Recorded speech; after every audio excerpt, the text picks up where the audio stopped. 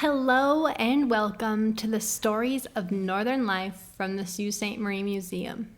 Our team at the museum was thinking on what topic to discuss on this podcast. We want to share with you some nostalgia and bring back to life some places in the city that are gone or no longer in their full glory.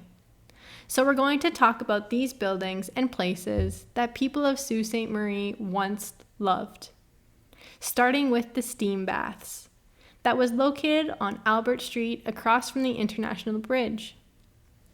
The building was built at the turn of the century by the Finnish. At the time, it was a very popular part of their culture. They brought this part of their culture to the Sioux and created a business out of it. The building was built with no other purpose but to serve steam saunas and baths. The heating system for the sauna and the hot water was located in the basement. The heating systems, plumbing, and piping made it all happen. To make it all happen were quite expensive and complex. The furnace required to provide heat was quite large and expensive as well. When it eventually needed to be replaced, the owners actually purchased the furnace used from the General Hospital to replace it. In the 60s, the business was bought by another family and business was booming. This was a time when fitness and health clubs were not established, so going to the steam baths was a very relaxing and for some a necessity for their well-being. It brought in all walks of life. Many steel plant workers would go to get the dirt off after a long shift.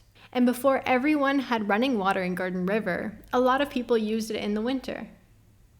For many, a trip to the steam baths would be a family affair. One stall would accommodate the whole family for the hour, or they would get one for the girls and one other for the boys. Then families would head next door after a steam for lunch or dinner at Rippy's Cafe. There were 10 sauna stalls, comprised of a dressing room, a shower and bath area, and a wet sauna room itself. The cost was $2 for an hour of use of the sauna stall. Everyone received a fresh towel and a washcloth, as well as a freshly picked cedar branch that the owners would pick themselves from St. Joe's Island. They would place it on top of the heating unit in the saunas to give off a therapeutic aroma. Once gyms and health clubs became prominent, the demand for saunas diminished. The owners had to close its doors in the 80s. After closing, they turned parts of the building into apartments and had plans to turn the rest of the building into apartments as well, but the cost was just too expensive. The owner sold the building in 2015, and even at that point, the building was in rough shape, with floors rotting out, painting falling off the walls, a leaking roof, and electrical and plumbing system in need of repair and replacement. The building remained stagnant until the building caught on fire and vandalism got the best of it.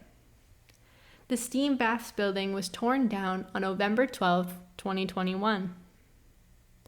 Unfortunately, we lost one landmark, but the memories spent inside are still alive. I collected information for this podcast through chatting with my own grandparents and family friends that had gone to the steam baths, as well as observed Facebook groups that share pictures and stories of times in the past in Sault Ste. Marie. I love reading the stories and memories of our local people, and especially in relation to something I'm researching myself for the podcast. And trust me, there are a lot of these posts made and continuing to be made on these places, and I can only imagine what stories people have not been sharing on a public platform. I hope you enjoyed this episode of the Stories of Northern Life from the Sault Ste. Marie Museum, and come back again next week for another one. Thank you so much for listening.